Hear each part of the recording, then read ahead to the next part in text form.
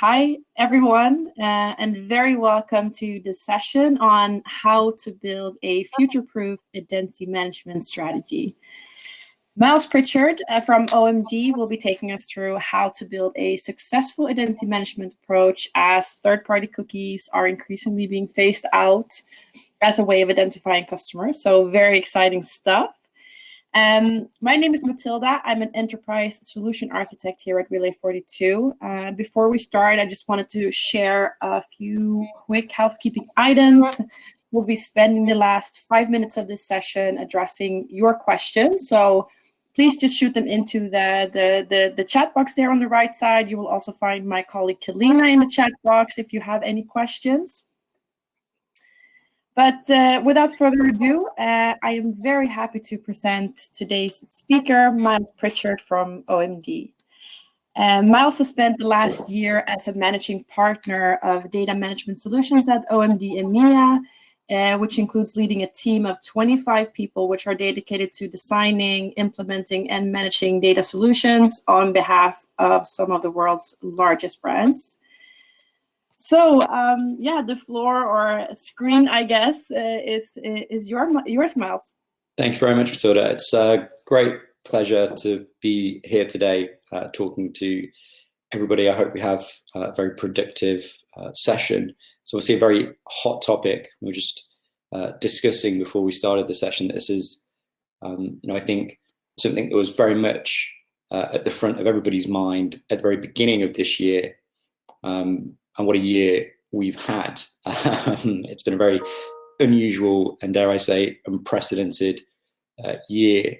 And I think all of the excitement and possibly even panic around this topic that was felt in January, February, and March of this year was somewhat overtaken by everything that's been happening around COVID-19. And it's now, as we enter the end of 2020 and look toward 2021, that I think we're starting to become much more motivated again around the topic of identity, and people are quite rightly thinking we've got really 12 to 14 months to now figure this whole thing out and start putting in place a solution or a series of solutions to mitigate against the loss of the third-party cookie. So it's a great pleasure to be with you. I'm going to talk through my experience, our experience as a business and as a team.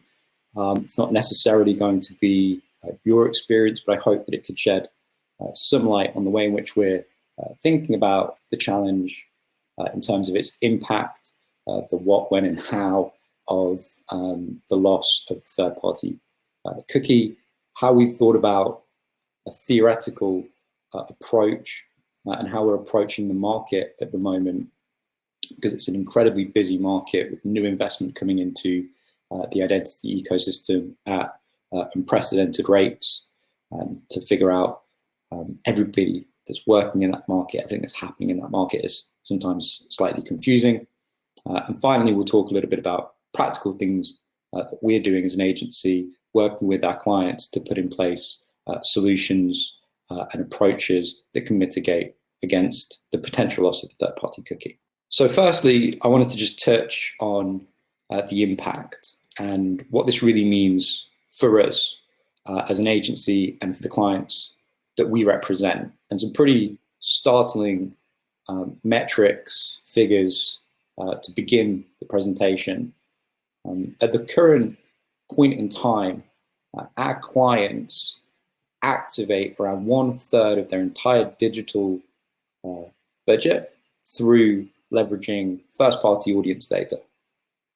So that's a very material and incredibly significant portion of their digital media ad dollars currently being invested in the use and utilization of first-party audience data in one way, shape, or form.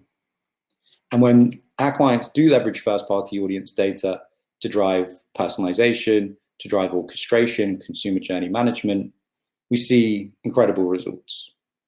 We've seen, in some cases, performance uplifts of 7 times reductions in cost per lead.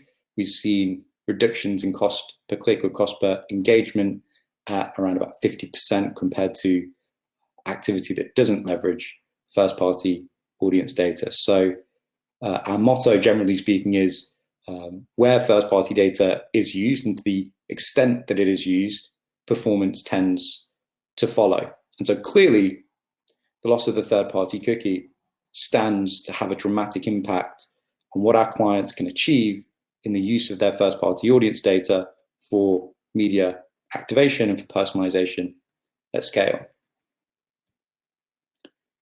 A little bit just on the overall timing and the nature of the demise of the third-party cookie. I think most people will be fairly familiar with this, but I think we can fairly assess that the loss of the third-party cookie is a result of several factors, not just one. Principally, I think organically and naturally, the third-party cookie has been under significant threat for at least the past half decade, with a exponential increase in other types of identifiers that can be used for digital activation and personalization, the exponential increase in mobile, smartphone usage and mobile advertising ID, the increased usage and adoption of connected TVs and connected devices, which again don't operate using a third-party cookie.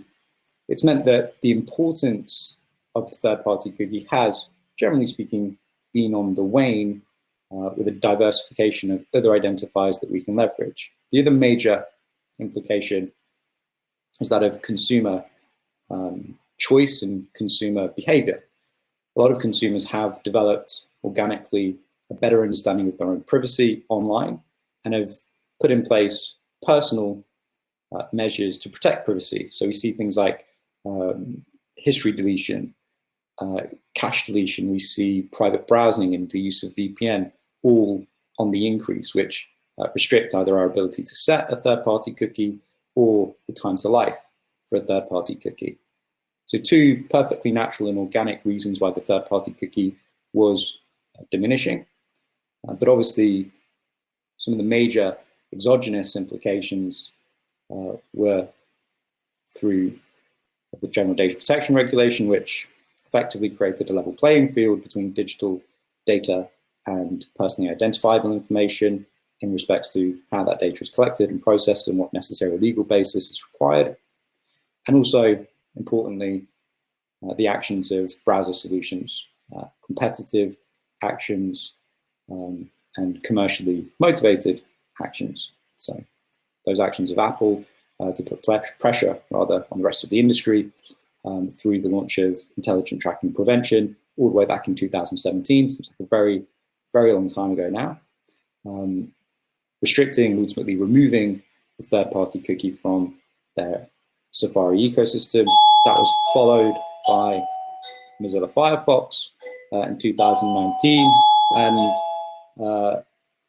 ultimately Google Chrome announced in 2020 that they would be also deprecating the third-party cookie. That announcement came at the beginning of 2020, but ultimately the cookie, third-party cookie in Google's ecosystem won't be removed until 2020 by the earliest. So we're already starting to see Google soften their approach here and suggest that this may be somewhat delayed. So in terms of where we think we're going to see the major impact and use and utilization of the third-party cookie, it principally provides that cross-domain tracking capability. The major impact we're predicting is on, first and foremost, basic things like delivery management and frequency management. So understanding where we delivered our advertisement, within which position, at which frequency.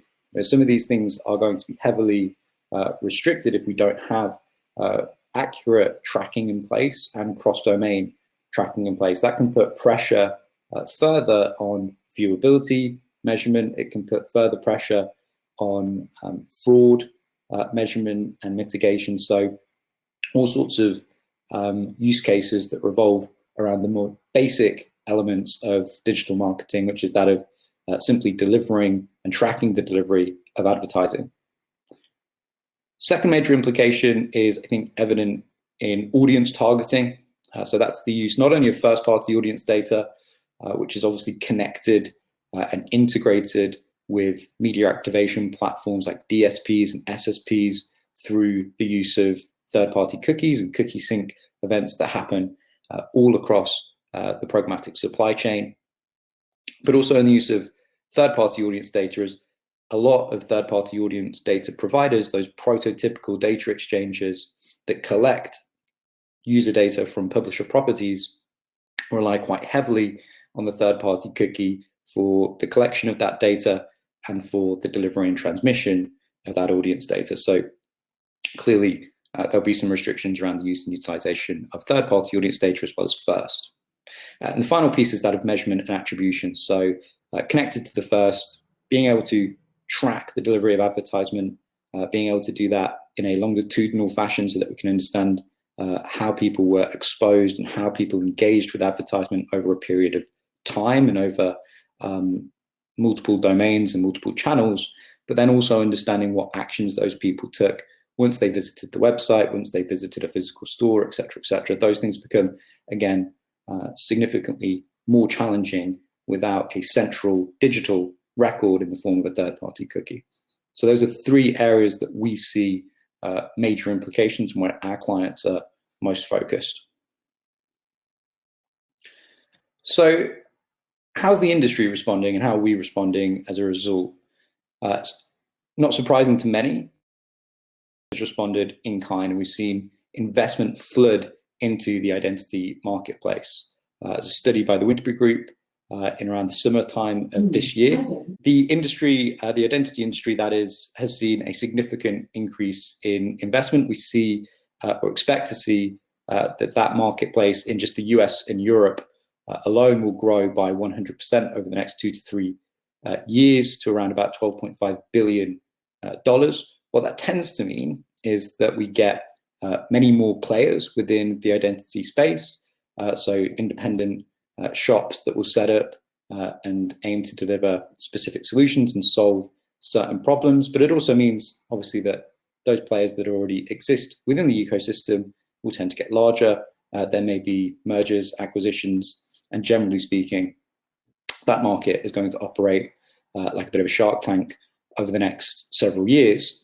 So as an objective agency sitting looking at that ecosystem, understanding first and foremost, it's a very technically complex ecosystem. It's fairly nascent in terms of what people are proposing. And then also we've got mergers and acquisitions. We've got businesses launching out of nowhere, being backed by VC funding.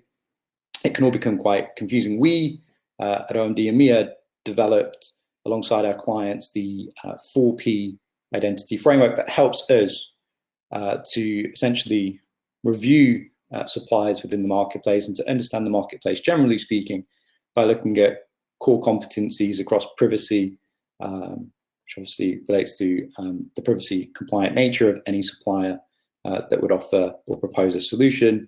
That's a sort of prerequisite, particularly in these days, making sure that all the I's are dotted and all the T's are crossed with respects to privacy compliance before you even move on to then looking at capability and competency in other areas. We also look at persistence. So we know that there are some solutions that offer very persistent identifiers and would focus their attention there. We know that there are other solutions that offer less persistent identifiers. This is in terms of the time to life and how long the identifier exists in perpetuity. Propagation, which looks at the coverage and the availability of any given identifier. So making sure that we can actually transpose and transmit data through a specific identifier to the activation platforms that we work with and that our clients work with, and that we can get a decent amount of coverage and inventory against that particular identifier. We want to be able to scale campaigns globally. So propagation is very important to us.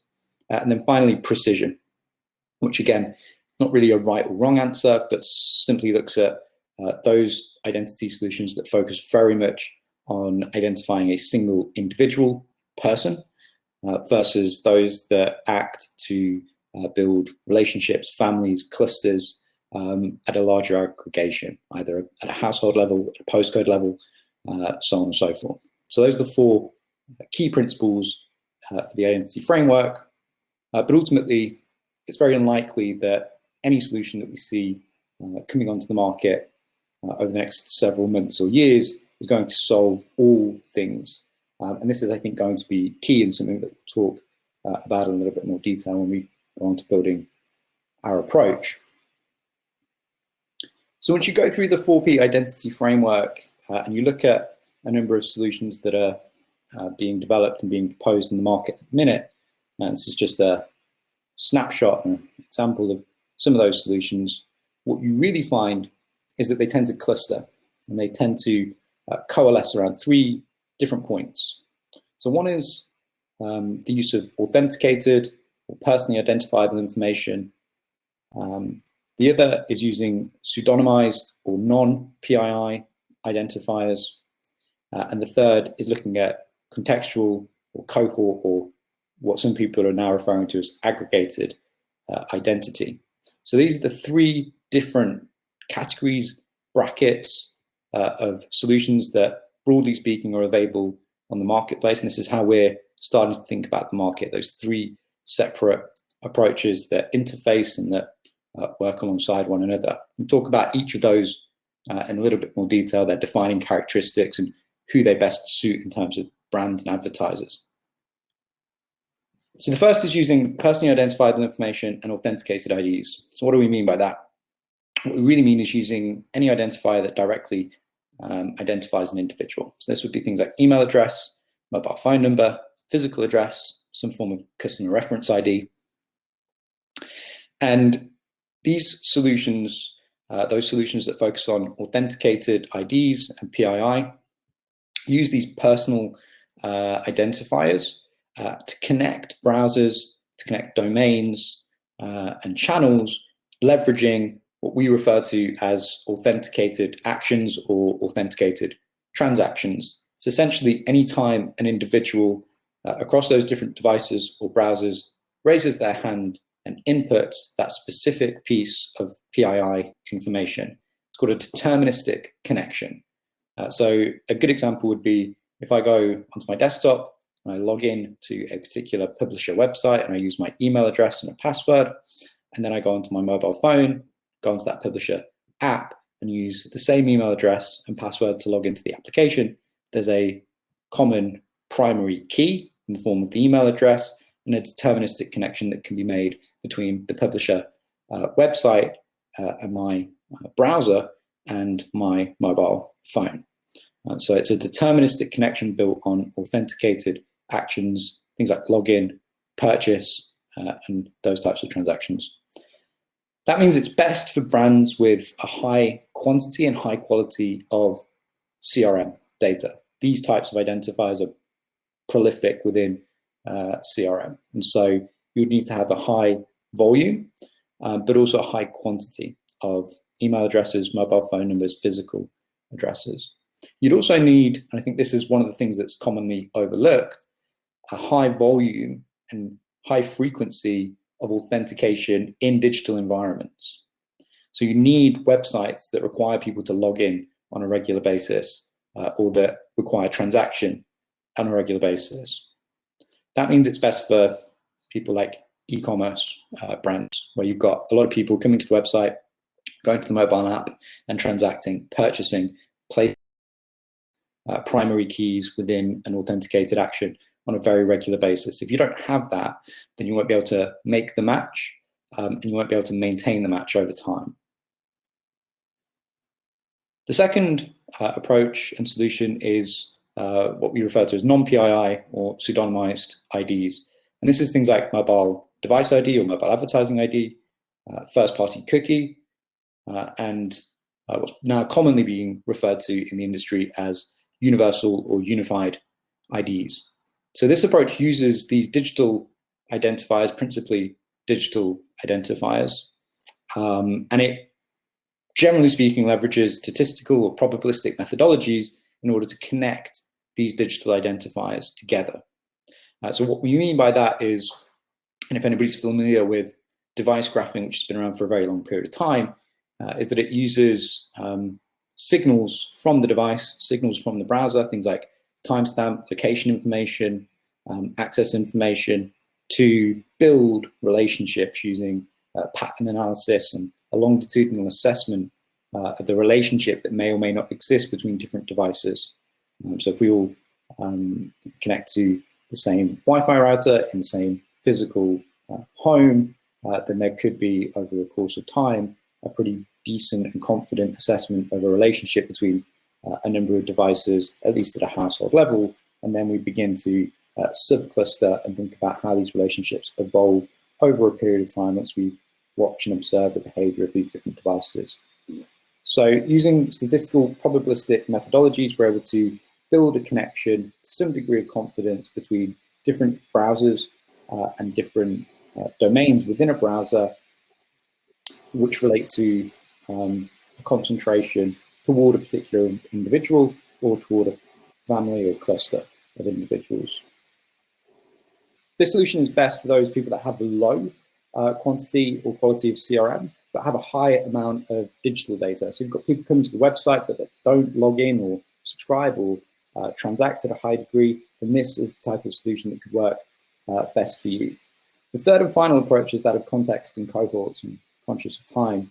This solution works through leveraging signals that are available currently within a bid request, those signals being the URL, location information in the form of the IP or latitude and longitude, and a timestamp, to then produce an audience segmentation analysis using contextual signals. So URL provides content which can be analyzed in a number of different ways, but most common is to look at the interest of the user based on the content that they're consuming at that point in time.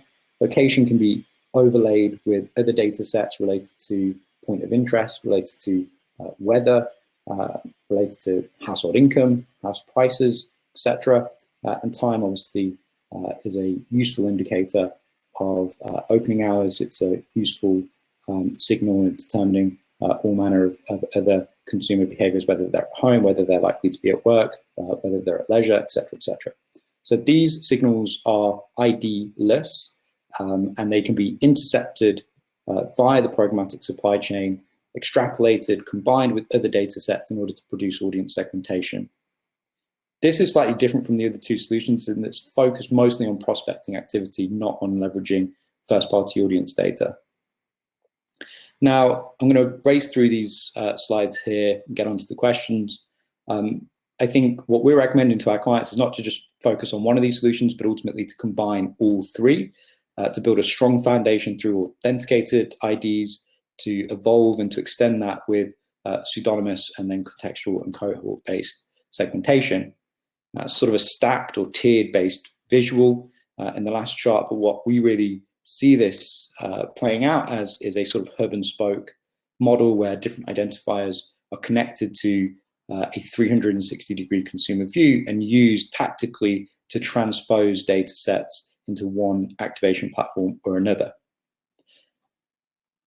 In terms of the work that we're doing currently, which I think probably the least interesting to everybody on the call, so I'll race through it. We're obviously working as OMD representing global brands with all of the major activation partners and media partners, Google, Facebook, and Amazon, each of which, unsurprisingly, has its own stance on how it's going to approach the loss of the third-party cookie and is developing solutions alongside its core clients to accommodate. But we're also piloting a number of different solutions that support the open web. So we have a strong relationship with Tapad as a probabilistic device graphing solution. We're piloting a number of contextual and cohort-based solutions, including Beamray, and we're investigating and working with both LiveRamp and Unified ID 2.0 provided by the Trade Desk to support CRM or authenticated IDs in an open web environment. The main summary is we think that this provides a key opportunity to actually rethink the way that we look at digital marketing and to rebuild something better. We don't want anybody to panic, let alone the people that we work with and support, because we still have a significant period of time to build solutions. We're actually trying to encourage clients now to work with their solutions and to really lean into their data management solutions in order to make the most of the time that we have before we need to move over and move away from the third-party cookies. We've still got 12 months grace period before that becomes a reality. But then also to take advantage of that time to develop a strong foundation and a future-proofed position against the loss of the third-party cookie. So it was a slightly shorter second half of the session, but hopefully it sufficed. Thanks so much, Miles. So yeah, we have a few questions in the chat. So the first one is from Ian, who is wanted to address something that's, of course, have been a main driving force in this development, which is consumer privacy. So he's asking about your opinion or your view on this sort of balance between the fact that these solutions are technically possible, but are they also ethically sound and legal, as most can be reverse engineered to reveal PII that customers may not have given permission to be used. Yeah, well, as I said, the first pillar of our 4P identity framework is privacy and compliance, and that's out of absolute necessity.